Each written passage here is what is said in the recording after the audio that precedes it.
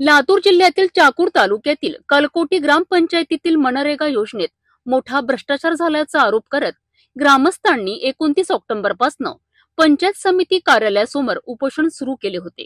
सन 2023 ते 2025 या काळात सिंचन विहीर, गायगोठे, शेततळे, घरकुल अशा अनेक कामांकरिता निधी वापरला गेला।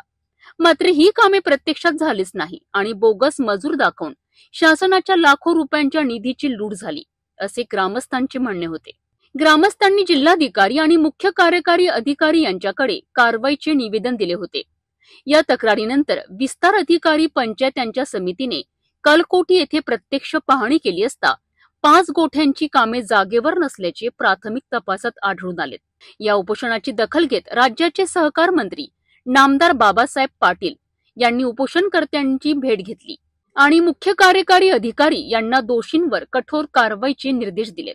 परिणामी चौकशी समितीच्या अहवालानुसार ग्रामपंचायत अधिकारी जे.एच. साबदे यांना त्वरित निलंबित करण्यात आले आहे। तसेच मनरेगाच्या 3 कर्मचाऱ्यांना कारणे दाखवा नोटीस बजावण्यात आली आहे आणि सरपंचाला खुलासा मागविण्यात आला आहे। गटविकास अधिकारी संतोष वंगवाडे यांनी उपोषणकर्त्यांची भेट घेऊन या कारवाईची माहिती दिल्यानंतर अखेर ग्रामस्थांनी आपले उपोषण मागे घेतले। कामातील अनियमिततेचे हे प्रकरण आता ग्रामसेवक, अधिकाऱ्यांसह लोकप्रतिनिधींनाही भोवले आहेत।